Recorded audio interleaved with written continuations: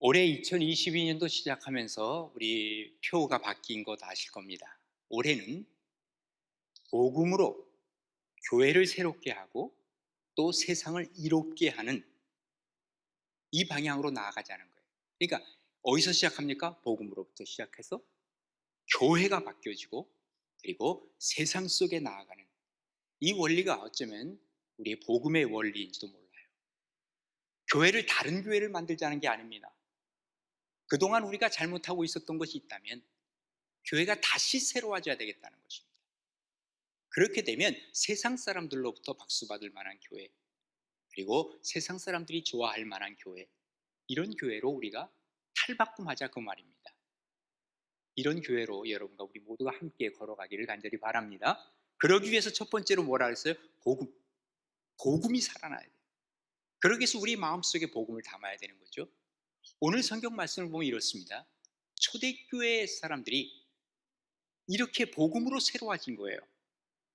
오늘 41절에 보시면 그 말을 받은 사람들 누구예요? 베드로 사도가 복음을 전했을 때 성령에 의해서 변화되고 또 성령을 받고 성령의 말씀으로 전했던 그 말씀을 받은 사람들이 세례를 받기 시작했어요. 그랬더니 그날의 신도의 수가 얼마요? 3천 명이나 들었어요. 부흥의 역사가 일어난 것을 얘기하고 있습니다. 그들이 사도의 가르침을 받았어요. 잘 받아들였습니다. 그러고 나서 어떻게 해요? 서로가 교제하는 거예요. 그리고 떡을 떼는 거예요. 요즘으로 얘기하면 빵이겠죠. 그러나 우리의 원래적인 나눔은 떡이었으니까 그냥 번역을 그렇게 한 겁니다. 떡을 뗐어요. 그리고 오로지 뭐 했어요? 기도하기에 힘쓰니라 그랬습니다. 사람마다 두려워하는데 사도들로 말미암아 기사와 표적이 많이 나타났어요. 변화가 생기기 시작했다 그 말이죠. 44절 믿는 사람들이 어떻게 해요? 다 함께 있어서 모든 물건을 서로 통용하고 서로 나눠 갖는 거예요. 필요에 따라서. 그리고 또 재산과 소유를 팔아서 각 사람의 필요를 따라 나눠주기 시작했다 그 말이에요. 이게 엄청난 변화를 지금 얘기하고 있어요. 그동안 그렇게 하지 못했던 것들을 지금 여기서 하고 있는 것입니다. 성령 충만하다 보니까 그들이 내적인 변화가 생기고 그리고 외적으로까지도 변화되는 이게 뭡니까? 복음의 역사라고 얘기를 할 수 있죠. 교회를 오래 다녀요. 뭐 수십 년을 교회 다녀도 변화가 없는 사람이 있어요. 가끔 그런 사람을 만나면 저는 참 신기합니다. 아니 어떻게 그렇게 오랫동안 교회를 다니는데 변화가 안 되지? 왜 그럴까? 그 중에 가장 큰 이유 중에 하나는 복음이 머리에 머물러 있어 그래요. 아는 거는 많아. 점점 더 아는 것은 더 많아지는지도 몰라요. 그러나 이것이 내 삶 속에 나를 바꿔가지 못하는 거예요. 여러분 알은요 품어야 새끼가 나요. 씨는 뿌려야 싹이 나와요. 그냥 그대로 놔두면 썩어서 없어질지도 몰라요. 복음이 내 마음속에 뿌려지고 복음이 내 마음속에 들어온 이후에 삶으로 나아갈 때 그때 비로소 복음의 역사가 일어나기 시작하고 자기 자신은 변화되고 세상에 영향력을 주는 그리스도인으로 바뀌어지는 거예요. 복음의 능력이라고 하는 것은 다이너마이트의 능력이에요. 그래서 이 능력을 두나미스라고 하는 헬라어 단어를 쓰고 있어요. 팡 터지는 거예요. 이 복음의 역사가 우리 가운데 일어날 때 놀라운 역사가 우리 가운데 일어나는 것을 우리 스스로도 경험을 하는 것이죠. 그러기 위해서는 복음을 담을 만한 그릇이 필요해요. 이 그릇에 내가 복음을 중심으로 담아가는 거예요. 그런데 우리가 이 복음을 담지 못하는 이유 중에 하나가 뭐예요? 지난 주일날 설교 때 말씀드렸어요. 내 속에 내가 너무 많아. 그래서 내가 담을 그릇에 다른 것으로 가득 차 있으니 복음이 비집고 들어갈 틈이 없더라 그 말이에요. 그렇다면 복음이 뭐예요? 말 그대로 복음은 복된 소식이에요. Good news. 이야, good news가 나에게 왔어. 그 복음, 이것을 알기 위해서는 우리가 구약 성경 레위기로 돌아가야 돼요. 레위기가 참 어떻게 보면 읽기 따분하지만 굉장히 중요한 복음의 핵심을 우리에게 알려주고 있어요. 특별히 제사제도를 거기서 쓰고 있는데 여러분 우리가 죄를 범하면 어떡합니까? 우리 속에 있는 이 죄의 문제를 어떻게 해결합니까? 우리가 태어날 때부터 누구나 다 죄를 갖고 있는 원죄가 있는데 어떻게 해결합니까? 그 죄의 해결은 속죄제를 통해서 죄의 문제를 해결하는 거예요. 자, 그러면 속죄제를 레위기에서는 어떻게 얘기하는가? 한번 잘 생각을 해보세요. 자기가 이제 집에서 뭘 키우는 양을 키우고 소를 키우고, 그리고 이제 자기가 이 죄의 문제를 해결하기 위해서 이거를 끌고 어디로 가야 돼요? 예루살렘 성전으로 가야 돼요. 여기 예루살렘 성전 근처에 사는 사람은 뭐 그런 대로 괜찮아요, 끌고 가기가. 근데 저 위에 단에 살든지 또 저 밑에 브레일세바에 사는 사람들은 이 양을 끌고 어디를 가야 되냐면 며칠을 걸어가야 된단 말이죠. 가다 보면 뭐 지금처럼 길이 뭐 아스팔트가 있는 것도 아니잖아요. 웅덩이가 있어. 그럼 웅덩이에 빠지면 요놈의 양이 어떤 데 다리가 부러지기도 해. 쩔뚝거려. 이거 하나님 앞에 바칠 수 있어요? 없어요. 그럼 다시 집으로 돌아가는 거예요.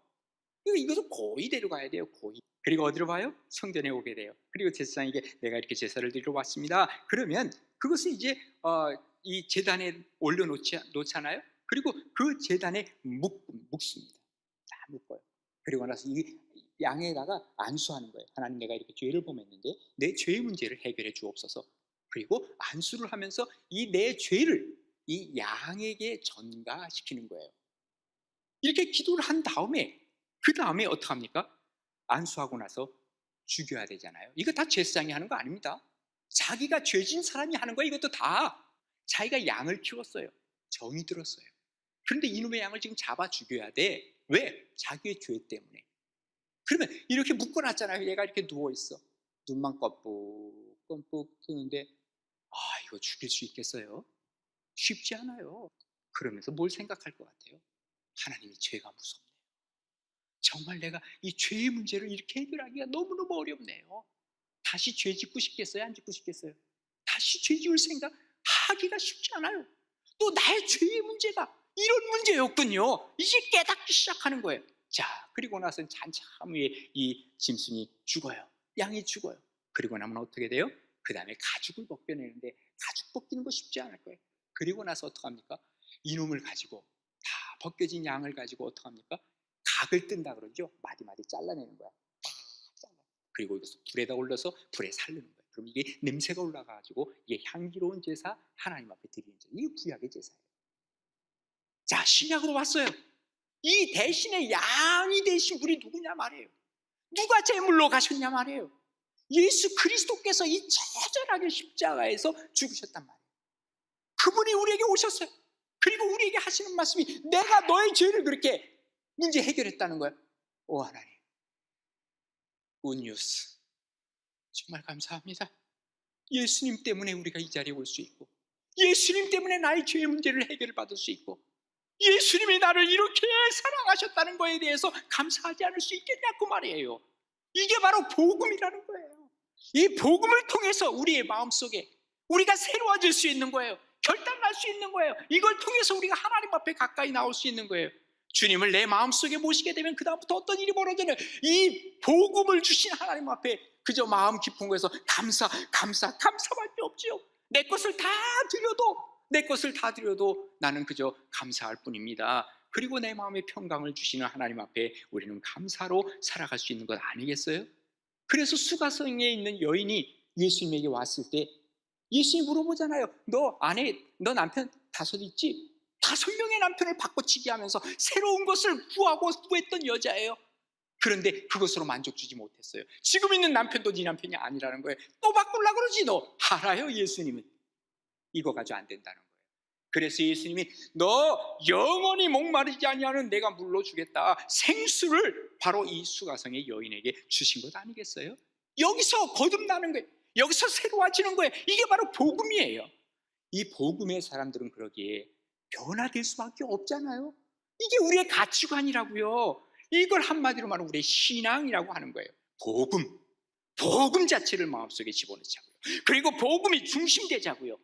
그 나머지 것들은 이래도 그만 저래도 그만, 하나님 앞에서 복음으로 새로워지는 역사, 복음이 우리 마음 중심에 들어오는 역사가 여러분에게 있어서 2022년에는요 좀 우리가 좀 더 순수해지자고요. 좀 더 우리가 하나님 앞에서 평안해지자고요. 이런 은혜와 축복이 복음을 통해서 일어나는 역사가 되기를 간절히 바랍니다. 자, 그 다음에는 어디로 간다 그랬어요? 교회로 가는 거예요. 교회를 새롭게 하자는 거예요. 그래서 46절에 보면 날마다 마음을 같이 하고 성전에 모이기에 힘써요. 교회 가는 게 기분이 좋아요. 너무 기뻐요.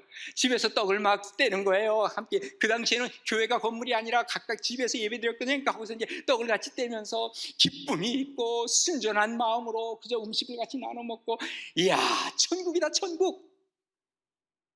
교회가 새로워지면 교회에서 천국을 맛보게 되는 거죠. 자, 초대교회는 바로 이 성령님께 순종함으로 말미암아 이렇게 삶이 변화된 거예요.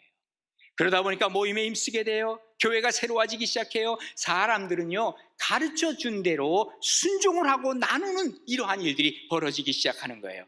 오늘날 우리가 예배만 드리면 나는 그냥 가버려.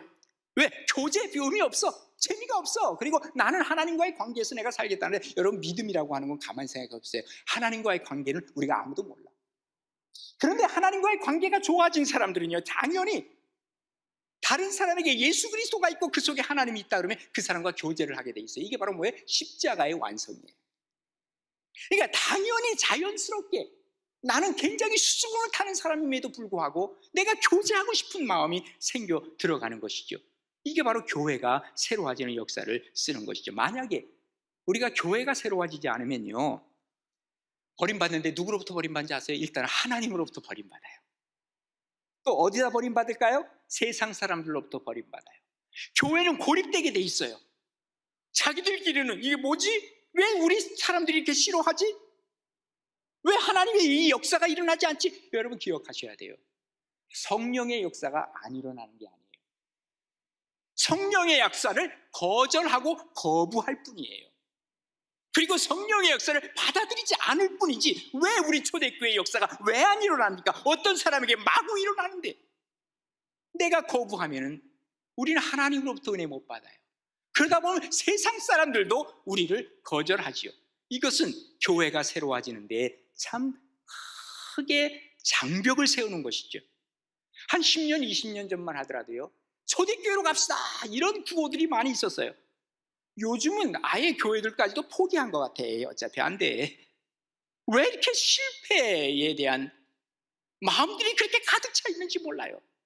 우리가 한번 다시 생각해 보면 본질 아는 것들이 우리를 지배했기 때문에 우리가 실패하는 거 아닐까요? 본질은 실패할 수가 없어요. 왜? 하나님이 하신 이게 뭘 실패를 합니까? 어쩌면 우리가 그동안 익숙해져 있던 것 좀 버릴 거 버리자고요. 너무 이거 익숙해져 있어요. 그래서 가만 보니까 이게 본질이 아닌 게 익숙해져 있어요. 어떤 분은요, 장로는 이래야 돼, 권사는 이래야 돼, 그거요 익숙해서 그래요. 그거 사실은 본질이 아니에요. 그게. 그런데 본질이 아닌 걸 가지고 내가 익숙해 있는 게 좀 아니면 이상하다 그러고, 그러다 보니까 결국은 본질을 잃어버리는 거예요. 교회를 새롭게 하지 못하는 거예요. 자, 500년 전에 종교개혁이 일어났어요. 여러분, 500년 전에 왜 종교개혁이 일어났습니까? 그 당시에 교회가 크게 두 가지의 물욕, 그러죠? 그래서 면죄부 팔아먹으면서 돈 교회에서 긁어 모았어요. 이게 바로 중세교회의 타락상이에요. 오늘날 이 물욕은 없나요? 교회 화려하게 짓잖아요. 예?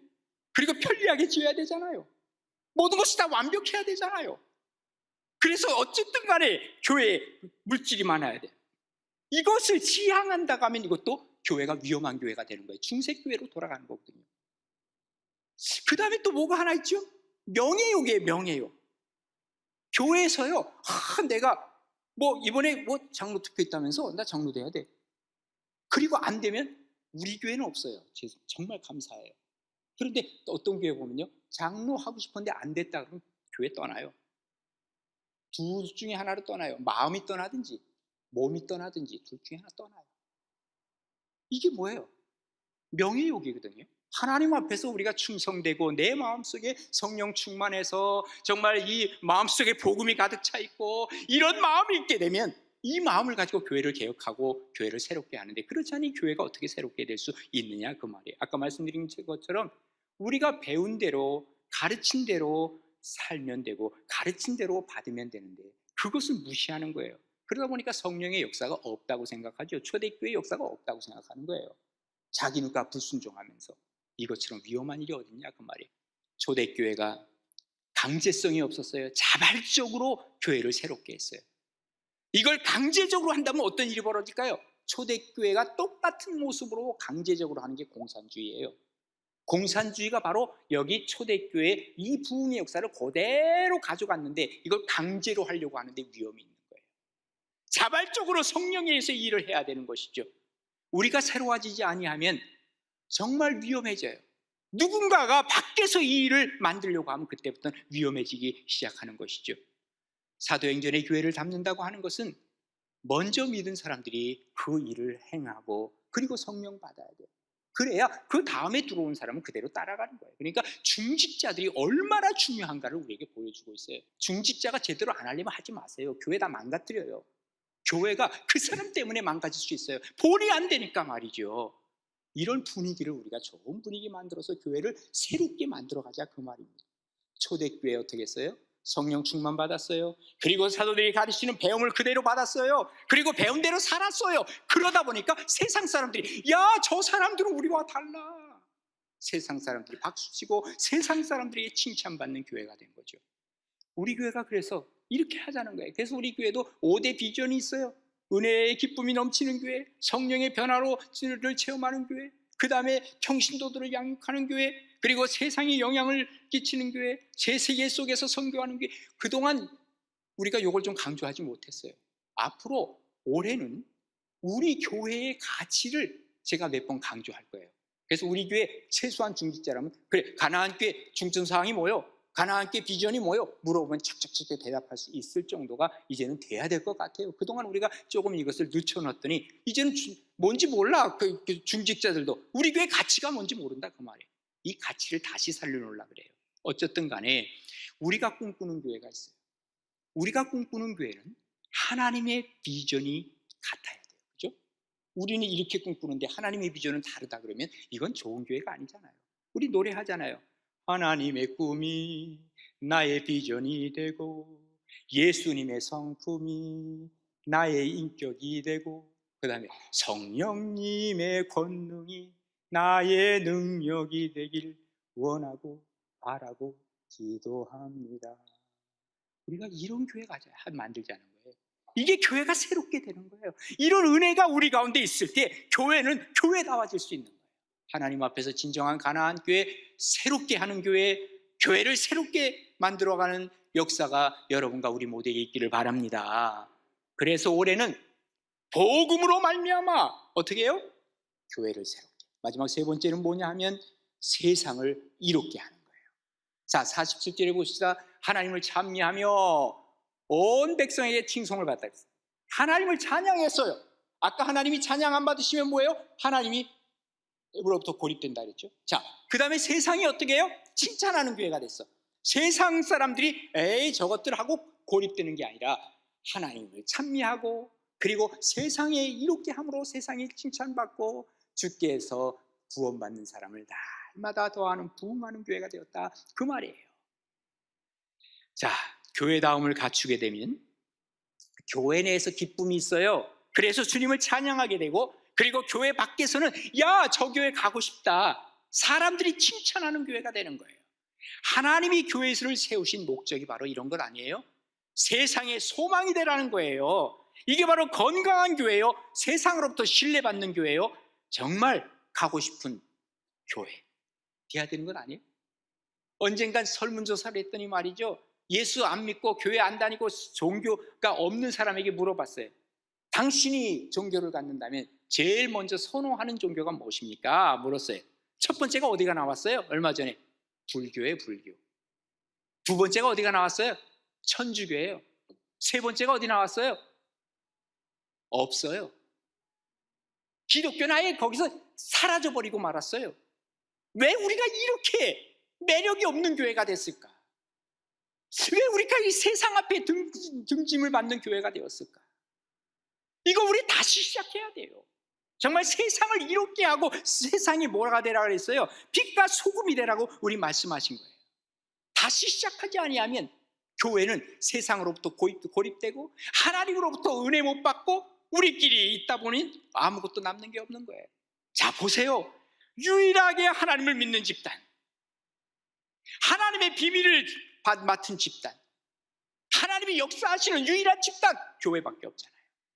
그래서 주님께서는 우리에게 뭐라 그래요? 너희들이 세상에 좀 빛이 되라. 세상은 어둡다. 너희들이 세상에 가서 소금이 되라, 주님께서는 말씀하시는 거예요. 근데 세상 사람들은 뭐라 그런지 아세요? 아이고 저 교회 때문에 걱정이야 걱정이야. 이게 바로 사회가 외면하는 거예요. 마치 해롭다고 느껴지는 거예요. 그래서 우리 주님께서는 에베소 교회를 향해서 하시는 말씀이 있죠. 그러므로 어디서 떨어졌는지 생각해보고 회개하라. 처음의 길을 가지라. 복음으로 시작해라. 그 말에 다시 시작하라. 만일 그리하지 아니하고 회개하지 아니하면 내가 내게 가서 내 촛대를 그 자리에서 옮길 거다. 이렇게 말씀하고 계세요. 빛, 소금 다 세상을 이롭게 하는 거예요. 그렇지 않아요? 그런데 우리 하나님이 우리 빛을 주셨는데, 이 빛을 세상의 빛이라고 얘기를 하셨는데, 세상을 이롭게 하라고 그랬는데, 이 에너지를 세상에 쓰지 않고 어디다 써요? 교회 안에서 이 에너지를 쓰는 거예요. 교회가 얼마나 밝은지 몰라. 너무너무 밝아서 어떤 일이 벌어진다 그랬어요? 교회에서 스파크가 일어나. 빛이. 난 교회에서 빛낼 거야. 그리고 에너지 다 고갈했어요. 여기서 밖으로 나갈 힘이 어디 있냐고요. 어떻게 세상에 빛이 되냐고요. 우리 주님이 교회의 빛이 되라 그랬어요? 아니에요. 세상의 빛이 되라 그랬다고요. 우리 교회도 세상을 이롭게 하기 위해서 지역사회를 위해서 도서관도 만들고 카페도 만들고 선교원, 그리고 학교, 경로대학, 복지재단, 그리고 이 장애인 시설, 노인 시설을 가서 우리가 밑반찬도 해주고, 올해는 우리가 우리 고령층이 많잖아요. 그래서 노년층들을 위해서 우리가 프로그램을 또 만들려고 해요. 이게 세상을 이롭게 하는 이러한 교회의 모습이지요. 그렇게 가야 되는 거예요. 주님의 마음으로 섬기면 세상을 이롭게 할 수 있어요. 어떻게 살면 되냐면요, 꼭 선교사처럼 살면 돼. 교회가, 우리 선교사님들 8가정 파송했잖아요. 그 가정들 한번 어떻게 하는가 보면 알아요. 그분들이요, 우리 나정희 선교사냐, 여기 윤재남 선교사나 다 어려운 일 있으면 막 뛰어가는 거예요. 윤재남 선교사님 자기 구역도 아닌데 그냥 화산 폭파 일어나고 해일 일어나면 거기 10시간이고 운전해가지고 가서 거기서 그들 도와주는 거예요. 그래서 우리 지난번에 홍금에서 그쪽으로 보냈잖아요. 그리고 구제하고 학교 세우고. 그러니까 여러분, 선교사들이 있는 곳에 가보라고요. 자기는 교회 안 나와도 선교사님 다 좋아해요. 진짜 좋아해요. 그래서 선교사님만 지나가면 선교사님 그런다고요. 우리는 어때요? 우리 성도들이 지나가면 그래야 되거든요. 최소한 여러분은 모른다 해도 목사가 지나가면 우리 목사님이시다 이래야 되는데, 요즘은 목사님이에요 그러면 그래요? 이거 정말 세상을 이롭게 해야 돼요. 세상을 이롭게. 땅 끝까지 이르러서 복음을 전하는 거예요. 복음만이 세속의 물결을 저지할 수 있는 이 방어선이 될 수 있는 거예요. 우리 교회가 일하자고요. 그래서 정말 올해 2022년도에는 교회를 통해서 이 세상에 보내진 기간, 교회 아니에요? 베풀고 살자고 말해. 예수님 뭐라 그랬어요? 요한복음 17장 18절에 보면 아버지께서 나를 세상에 보내신 것 같이 나도 너희를 세상에 보낸다 그랬어요. 이전에 TV에 나오는 사람, 선행한 사람 보면요, 거의 10중에 9, 10은 다 누구냐면 예수 믿는 사람, 교회 다니는 사람이 선행을 했어요. 요즘은 아니던데요. 그만큼 우리 그리스도인들이 세상을 이롭게 하는데 이제는 너무 무뎌져 있어요. 저는 참 우리 교회가 이 사회에서도 유익하게 했던 것 중에 하나가 생각나는 게 있어요. 그 전에 태안반도에서 그 유조선이 기름 유출했을 때 우리 교회도 갔었잖아요. 걸레 하나씩 가지고 가서 이 바위를 닦으면서, 그 당시에 사실은 이걸 닦으면서 저는 마음속에 눈물이 나더라고요. 하나님 감사합니다. 이 일을 우리에게 주시다니요. 지금 태안 앞바다가 완전히 100% 살아났잖아요. 그 기독교인 교회가 한 거예요. 교회가 이렇게 세상을 이롭게 하는 것이, 이게 바로 우리가 할 일이라 그 말이에요. 빌립보서 1장 6절에 뭐라 그럽니까? 너희 안에서 착한 일을 시작하게 하신 이가 그리스도 예수의 날까지 이루실 줄을 우리가 확신하노라 그랬어요. 교회가 좀 세상을 이롭게 하자고요. 여러분 주변에 도움의 손길을 기다리는 사람, 어려워서 힘들어서 도저히 낙망하고 어떤 때는 극단 선택을 하려고 하는 사람까지 있을지 몰라요. 관심 갖고 쳐다보세요. 난 교회만 가면 돼. 앞만 보고 가지 말자고요. 옆에를 한번 뒤집어보자고요. 그리고 그런 사람이 있으면 여러분이 도울 수 있으면 직접 도우세요. 여러분이 직접 못 도우면 교회가 얘기해 주세요. 교회적으로 돕겠어요. 그래서 교회가 세상을 이롭게 하자고요. 올 한 해 2022년도 우리가 살아가면서 복음으로 좀 무장하고요. 그리고 교회를 새롭게 하고요. 그리고 세상에 들어가 세상을 이롭게 하는 이거 한번 해보지 않겠습니까? 우리 함께 같이 힘을 모아서 2022년도 우리의 표대로 한번 살아가서 교회를 다시 한번 갱신하는 역사들을 만들어가는 복된 여러분과 우리 모두가 되기를 주님의 이름으로 축원합니다.